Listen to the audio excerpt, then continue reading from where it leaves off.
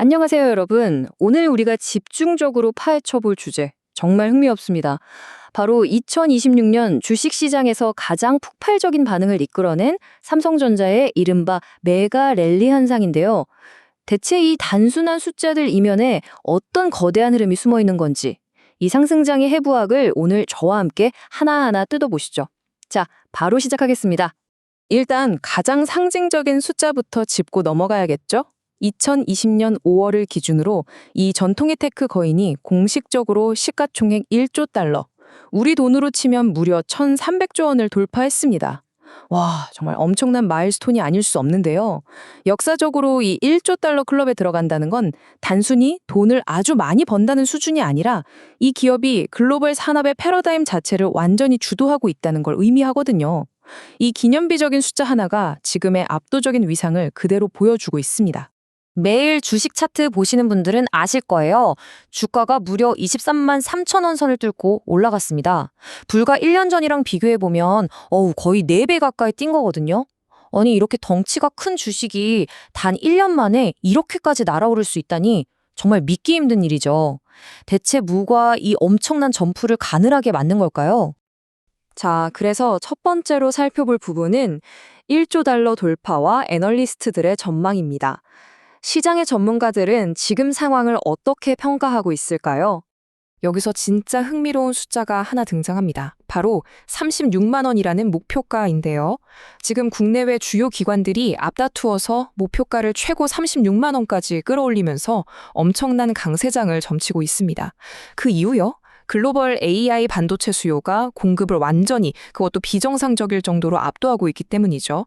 그러니까 물건을 만들어내는 족족 다 팔려나가고 있다는 뜻인데 이게 바로 앞으로 더 올라갈 여력이 충분하다고 보는 핵심 이유입니다.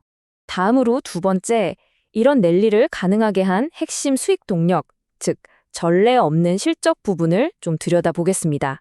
주가가 4배나 뛰려면 대체 돈을 얼마나 벌어야 하는지 그 엔진 속을 한번 들여다볼까요? 2026년 1분기 영업이익만 무려 57조 원입니다. 역대 최대치죠. 근데 더 놀라운 건 연말 전망이에요. 일부에서는 올해 연간 영업이익이 300조 원을 가뿐히 넘길 거라는 정말 천문학적인 예측을 내놓고 있거든요. 이 어마어마한 현금 창출 능력이 바로 지금 랠리의 진짜 원동력인 셈입니다.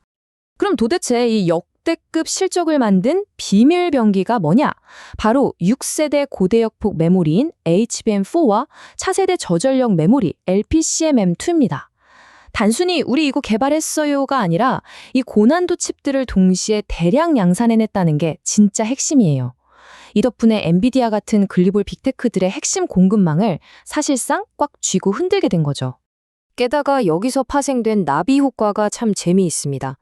생산 라인을 온통 AI 메모리, 그러니까 HBM 쪽으로 몰빵하다 보니까 우리가 흔히 아는 일반 DDR5 같은 범용 DRAM 공급이 확 줄어버린 거예요. 공급이 줄면 어떻게 되죠? 당연히 가격이 뛰겠죠.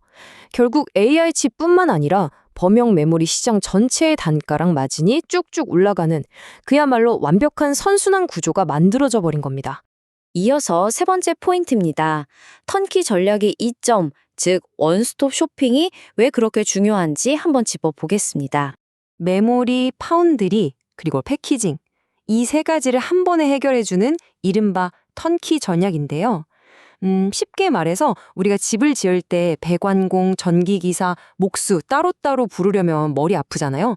그 대신 처음부터 끝까지 다 지어진 맞춤형 집의 열쇠만 딱 넘겨받는다고 상상해보세요. 고객사들 입장에서는 이보다 편할 수가 없거든요. 어떤 경쟁사도 흉내낼 수 없는 이 매끄러운 통합 솔루션이 시장을 싹쓸이하는 가장 강력한 무기가 된 겁니다. 하지만 이렇게 잘 나가는 랠리에도 당연히 위험 요소는 있겠죠. 네 번째로 살펴볼 부분은 바로 잠재적 위험과 장애물입니다. 네, 거침없이 질주하고는 있지만 우리가 아주 냉정하게 지켜봐야 할 두 가지 큰 변수가 있습니다. 먼저 외부적으로는 미국의 대중국 반도체 장비 수출 통제 유예 기간이 2026년 11월에 끊는다는 점이에요. 이 지정학적 이슈가 중국 현지 공장에 어떤 타격을 줄지 아직 불확실하거든요. 반면에 내부적으로는 최근 실적이 너무 좋다 보니까 이익을 나누자고 요구하는 노조의 5월 말 총파업 예고 같은 리스크가 있습니다. 이 대내외적인 변수들이 앞으로 시장에 어떤 파장을 일으킬지 객관적으로 모니터링할 필요가 있죠. 자, 그럼 마지막 5번째 섹션입니다. 가치 평가에 대한 결론, 즉, 지금 들어가도 늦지 않았나? 하는 부분입니다. 아마 지금 이 분석 보시는 분들 중에 지금 타면 상투 잡는 거 아닐까? 너무 늦은 거 아닐까? 이런 고민하시는 분들 많으실 거예요. 단기간에 400%나 올랐으니까 나만 두고 버스가 떠난 것 같은 그 묘한 소외감, 이른바 포모가 엄청나게 심해질 타이밍이잖아요. 그런데 데이터를 자세히 들여다보면요. 우리의 직관과는 완전히 다른 꽤 흥미로운 답이 나옵니다. 여기서 여러분이 꼭 보셔야 할 숫자가 바로 이 5.9배입니다. 주가가 4배나 올랐는데도 불구하고 현재 주가 수익 비율, 그러니까 PER이 5.9배밖에 안 됩니다. 진짜 믿기지 않는 수치죠. 왜 그럴까요? 지금 벌어들이는 돈도 많지만 앞으로 벌어들일 미래의 예상 이익 규모가 상상을 초월하기 때문입니다. 그러니까 전문가들 눈에는 이렇게 초고속으로 크는 AI 대장주가 지금도 여전히 꽤 보수적인 저평가 구간에 있다고 보이는 겁니다. 게다가 업계 전문가들은 이 근본적인 반도체 공급 부족 현상이 아무리 짧게 잡아도 2027년까지는 계속될 거라고 내다보고 있거든요. 이게 무슨 뜻이냐 하면 펀더멘털 자체가 워낙 튼튼하게 버티고 있기 때문에 단기적으로 시장이 좀 흔들리거나 조정이 올 때마다 오히려 분할해서 매수하는 전략이 여전히 꽤 유효할 수 있다는 뜻입니다. 오늘 분석을 마무리하면서 여러분께 한번 질문을 던져보고 싶네요. 아무리 이 기업의 기술력이 시장을 압도하고 실적이 폭발적이라 해도 결국 주식이라는 건 거시경제라는 거대한 파도 위에 떠있는 배와 같잖아요.